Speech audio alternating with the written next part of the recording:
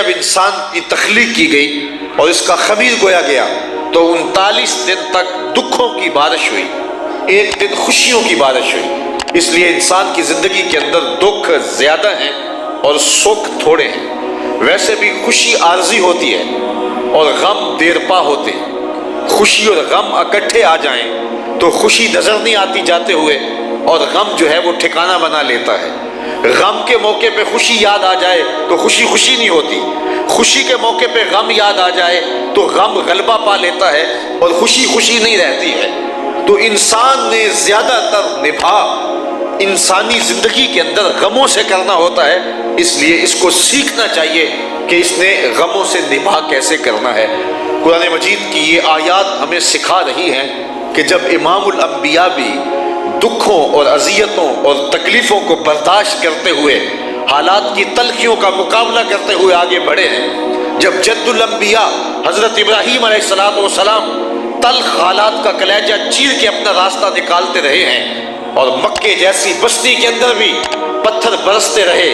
اور جو ہے وہ گڑھے کھودے جاتے رہے اور وہاں اذیتیں کھڑی کی جاتی رہیں، اوجریاں ڈالی جاتی رہیں، تو کیا تمہیں تکلیفوں میں، آلام میں اور مصائب میں نہیں ڈالا جائے گا؟ تو انسان کو سکھایا جا رہا ہے کہ تیری زندگی کے اندر دکھوں کا دخل زیادہ ہے، سکھ تھوڑے آئیں گے۔ اگر انسان اس حقیقت واقعہ کو سمجھ لیتا ہے تو پھر دکھوں سے مقابلہ کرنے کی اپنے اندر ہمت پاتا ہے، بلکہ ایک کیفیت بندے پہ ایسی آتی ہے کہ اس دکھ کو بخوشی قبول کر لیتا ہے کہ یہ دکھ میری زندگی کے سسٹم کا حصہ ہے اور میں زیادہ تر ان دکھوں سے گزارا کرنا ہے۔ پھر میاں صاحب کے لہجے میں بولتا ہے، دکھ ہمیشہ تے سکھ کڈائیں، دکھاں تو سکھ وارے، دکھ قبول محمد بخشا راضی رہن پہ آئے۔ تو پھر انسان کی زندگی دکھوں سے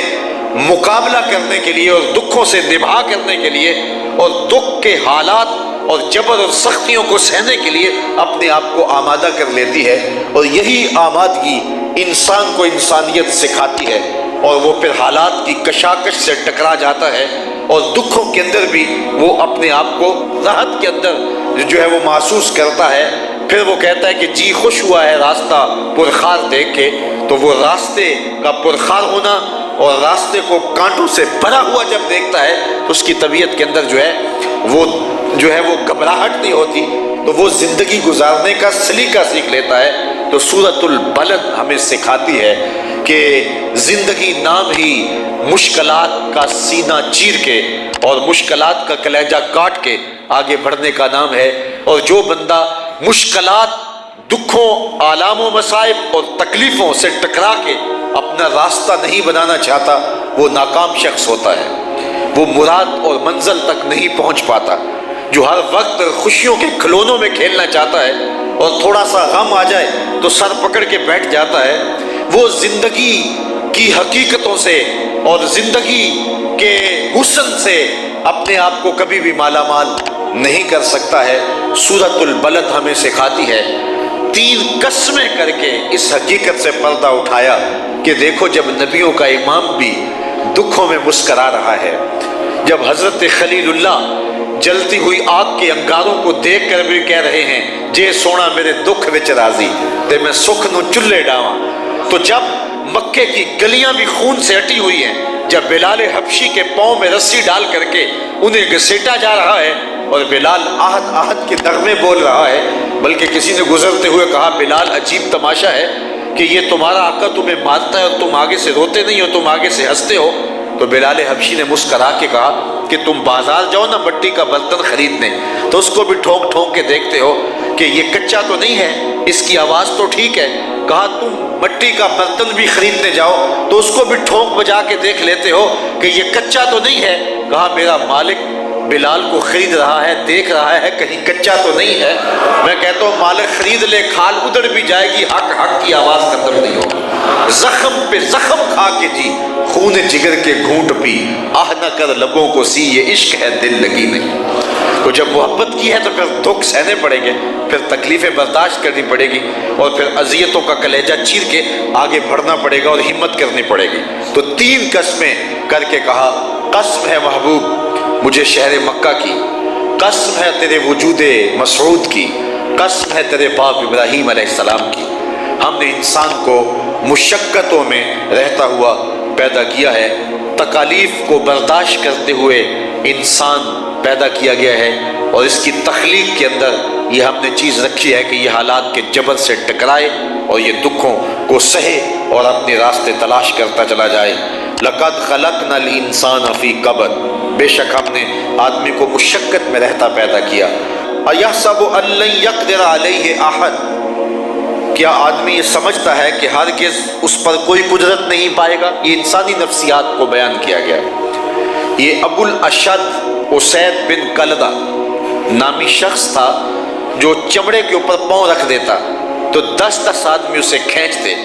تو وہ چمڑا ٹوٹ جاتا، لیکن جو چمڑا اس کے پاؤں تلے دبا ہوتا تو وہ اس کے پاؤں سے